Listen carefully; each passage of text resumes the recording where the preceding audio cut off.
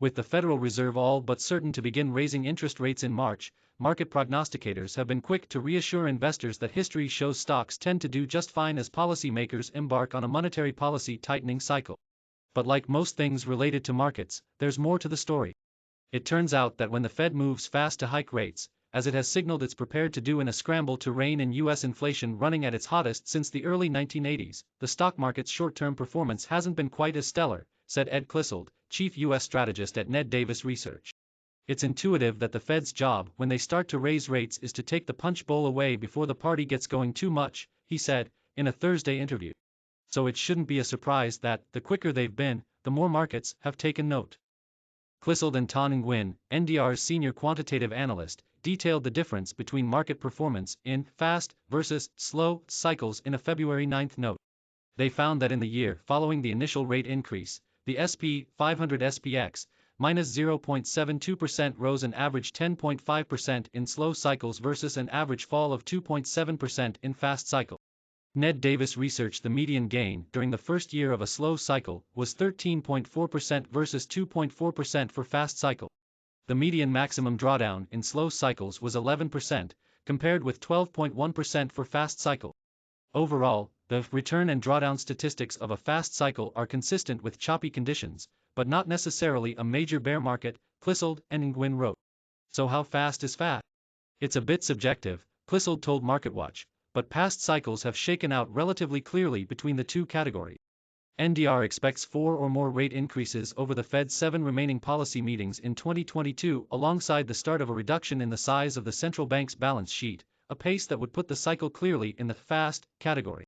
Some Fed watchers see a faster pace than that, and Fed funds futures traders have increasingly priced in the prospect of policymakers kicking off the cycle with a half-point rate increase rather than the typical quarter-point or 25 basis point move. The market's pricing of an aggressive rate hike scenario appears reasonable given the inflation picture, said Goodwin, economist and portfolio strategist at New York Life Investment. That said, it's worth remembering that both the market and the Fed itself, via the central bank's so-called dot plot forecast for benchmark interest rates, have been relatively poor at predicting the actual rate outcome, she noted, in a phone interview. That isn't a criticism, she said. Rather it merely reflects just how difficult it is to make accurate rate predictions. New York Life Investments, for its part, looks for 4 quarter-point rate increases in 2022, possibly front-loaded. The point, she said, is that there has already been substantial volatility around rate expectations and, moreover, that's likely to continue as data comes in. That could make for more volatility in the rates market and the yield curve, which has flattened significantly since the beginning of the year as rates at the short end have risen sharply in anticipation of Fed tightening while longer-dated yields have risen less sharply. The yield curve is viewed as an important indicator in itself. An inversion of the curve, particularly when the 2-year or shorter-dated yields rise above the 10-year yield, has been a reliable recession indicator.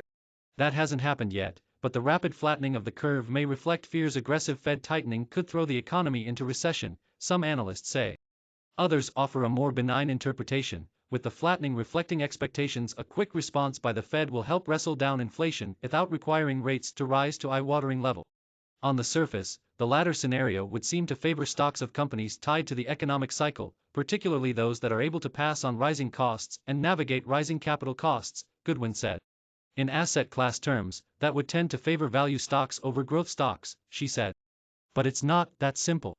It really depends on the company and that their capital structure and competitiveness in this type of environment, she said, noting that some technology stocks have fared very well in an environment that seems to no longer favor growth, while others have suffered.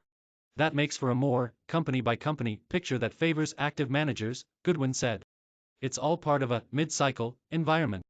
Economic growth remains healthy, which is constructive for stocks, but growth is only likely to slow from here, she said, and that makes earnings and earnings quality particularly important. That will change when there are clearer signs the economy is simply decelerating, which is when more broad-level asset class considerations play a bigger role in determining outcomes for investors, she said. U.S. markets will be closed Monday for the President's Day holiday. Meanwhile, investors, like Fed officials, will remain glued to inflation data, while keeping watch on developments around Ukraine as U.S. officials warn of the threat of a Russian invasion. Ukraine-related jitters were blamed in part for the stock market stumble over the past week, with the Dow Jones Industrial Average DJIA, minus 0.68% falling 1.9%, while the S&P 500 fell 1.6% and the Nasdaq Composite Comp, minus 1.23%, lost 1.2%. Friday will bring the Fed's favored reading on price pressures with the release of the January Personal Consumption and Expenditures, or PCE, inflation reading. The University of Michigan's final February take on 5-year consumer inflation expectations is also due Friday.